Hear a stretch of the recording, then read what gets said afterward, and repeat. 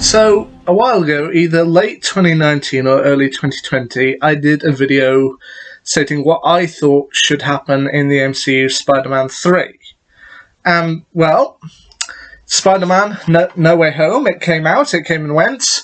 I didn't end up seeing it in the cinema because everything was still a little up in the air at the time with COVID, but it finally came out on home media. I finally sat down, I watched it through, and people were saying at the time this is one of those big event-style films, like Endgame, that everyone was saying was really good and really wanted to see.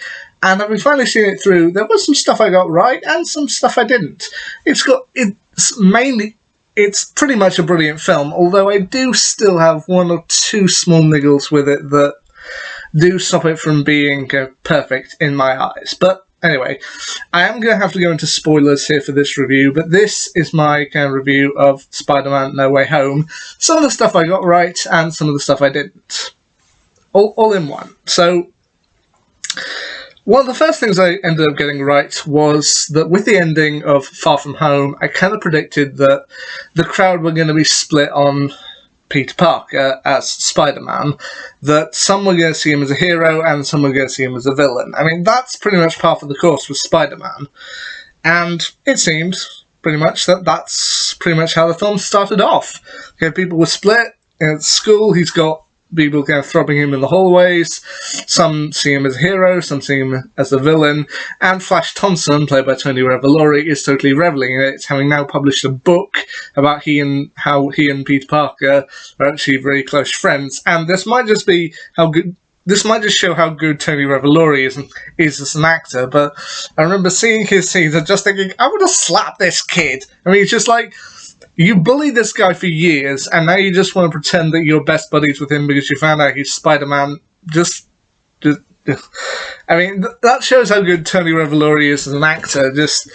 I can see him in this film, and I just want to smack him. But anyway.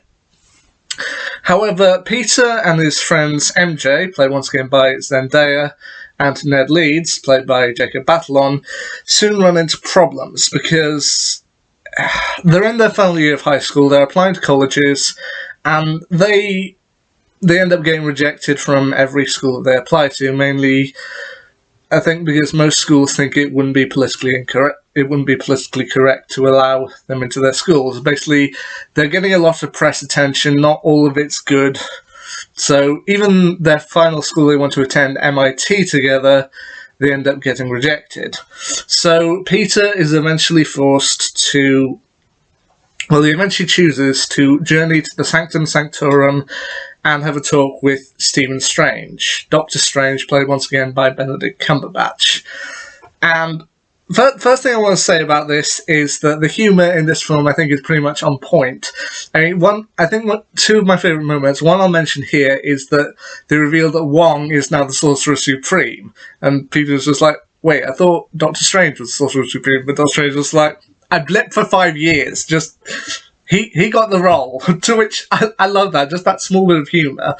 To which he tries asking Stephen Strange if he can make it happens that he never did, to which Stephen says, well, I'm very sorry, I haven't got the time stone anymore, so I can't manipulate the timeline, but I can make everybody forget. Now, in the trailer, it seemed like he was going to go against Wong, who just said specifically, don't do this spell. In the film, it is like, yeah, don't do the spell, just like, but then eventually just like, you know what, go downstairs, do it, what do I care? To which I do like that. And I think another kind of very funny moment is that when they do try and do the spell, as we see in the trailer, Peter ends up trying to add conditions to it, and it eventually fails, which does lead to another one of my favourite humorous scenes in the film, which is Stephen, eventually after all of it, goes, so let me get this straight. You got rejected from college, your friends got rejected from college, and your first reaction was to come here to get me to meddle with reality rather than try to plead your case to MIT. It was like, well, when you put it like that, I love that. I found that hilarious. But ultimately what they discover is that the spell that Stephen cast, because Peter added so many conditions to it, it did weaken down reality. and they're now getting a host of visitors to their dimension. Specifically, you've got villains from other Spider-Man films who know that Peter Parker is Spider-Man and are now causing problems, such as the Green Goblin, played once again by Willem Dafoe, Dr. Octopus, played once again by Alfred Molina, Sandman, played once again by Thomas Hayden Church, the Lizard, played once again by Rhys Ifans, and Electro, played once again by Jamie Foxx. And they actually do manage to do it great here. I mean, these characters, you see them come through and you're like, oh yeah, they were in the other movies, and they have a great time with it.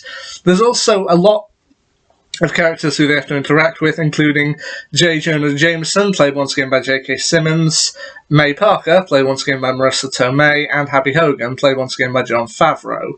And they do have a great time with it, but then comes the big thing. I mean, you've got all these villains coming in from other films, but then when things start to go wrong, and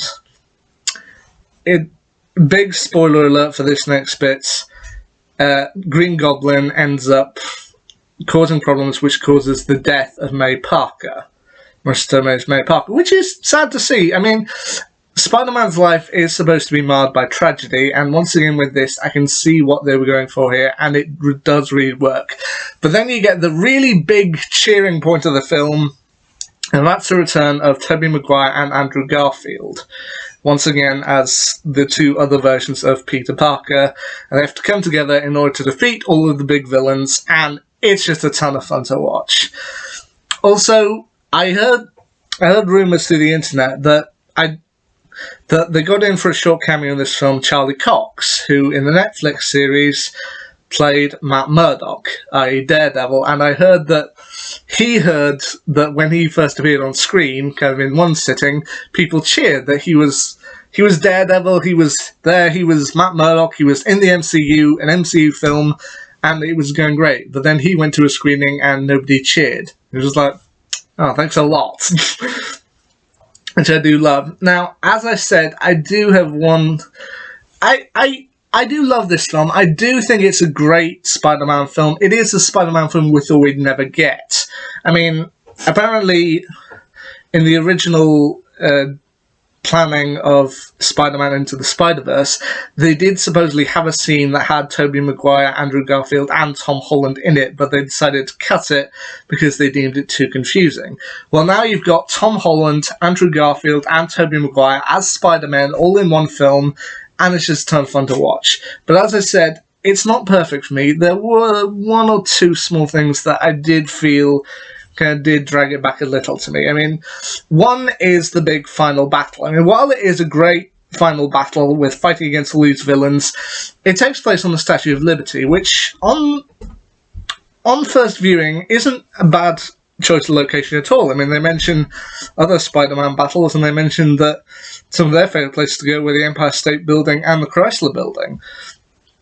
But my problem with it was the Statue of Liberty is having reparations done to it, and they made it so the Statue of Liberty is now holding Captain America's shield.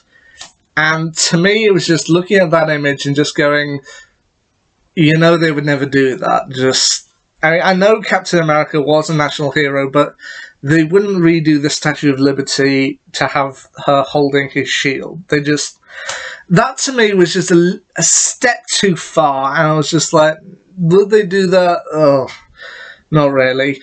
Also, while it's great to have all the villains there, and they even managed to do some great stuff with them. I mean, when I saw in the trailers nanotechnology zooming along Doc Ock's arm, I thought, whoa. I mean, Dr. Octopus with Iron Man's nanotechnology, that could be really great. I mean, it does also lead to another one of my favourite humorous bits, to which Spider-Man ends up saving the MIT moderator from Dr. Octopus on the bridge, to which she said, "Thank you for saving me. I'm going to go and reconsider your friend's applications and reconsider yours." It's just like, what? But I'm not here. It's like, I'm going to reconsider your friend's applications, and I'm also going to consider yours. And air quotes, I am going to do what you asked. Shut up and take the win. Which I do love that. But as I said, with the villains, one small foible. I know it might sound picky, but count the villains. You got Green Goblin, Dr. Octopus, Sandman, Lizard, Electro. 5 villains. And I know that the other Spider-Man movies got flack for introducing too many villains and doing so too quickly, but she was so close. 5 villains. I mean, just one more, you could have had the Sinister Six. But I have heard thing. I mean, there are technically 6 villains in the film if you count Venom's small cameo in the mid-credits scene, technically, and I have seen an argument that J. Jonah Jameson, played by J.K. Simmons, is the 6th member of the Sinister Six, technically, but all the same, 5 villains, it was so close to the Sinister Six, we could have had it on screen, but I know it's a little foible, but I do think the film is a great film, and here's the thing, here's one last thing before I sign off on this, is that I looked up online, or I looked it up, and this Spider-Man Far From No Way Home is supposedly the last Spider-Man film of Tom Holland's contract. However, he did say at one point that he was open to appearing in more films later down the line. There was also stuff that said that maybe he was thinking he couldn't do this into his 30s, so he might soon give up the character of Spider-Man, or that another one said that they were actually considering a new kind of Spider-Man trilogy later down the line. Now, I don't know if I want them to stretch it that far, but here's the thing. With the ending of the film the way it was, I do agree it's a very good film, but with the ending, once again, spoiler alert, the ending of the film shows them kind of defeating the villains, but the reality itself gets cracked. And Peter says that the only way they can really set things right is that if they redo the spell, only he makes everybody forget who Spider-Man truly is. He makes everybody forget Peter Parker, and that includes his best friend and his girlfriend. And while he promises to them that he will come and find them and he'll reunite with them and make everything better, and he does go a certain step that way, he ends up eventually deciding that they're safer if they don't know that he is Spider-Man. And here's the thing. I know Peter Parker's life in the comics is meant to be marred by tragedy. I mean, we get that in this one with the death of May Parker, but I really hope they can do at least one more Spider-Man film with Tom Holland and just give him a happy ending. I mean, here's the thing. They're doing a 4th Thor movie, Thor: Love and Thunder, and it's meant to be sort of a passing of the torch between Chris Hemsworth and Natalie Portman into the new Thor. And even then, Chris Hemsworth has said he's open to remaining in the MCU as a new version as Thor, but I do kind of hope that we do get one more film. Maybe somehow he can reunite with MJ and they can just have a little bit of time together. It would be nice. I mean, this film does end up... We all thought from the trailers that this was going to be sort of like One More Day, the Spider-Man story, but it turned out to be a little bit more like One Moment in Time, which I can kind of see why that happened. But can we not just give Peter Parker a happy ending? Can we not just have him reunite with MJ once more? I mean, even at the end of the film, when he's kind of having the chat with them and saying, right, we're going to have to forget each other, but I will come and find you. And she's like, you better, because I'll work out who you are either way. To which I'd love to see Kevin Zendaya do that in another film kind of later down the line, that she manages to work out once again who he is and just have them be together. I mean, come on.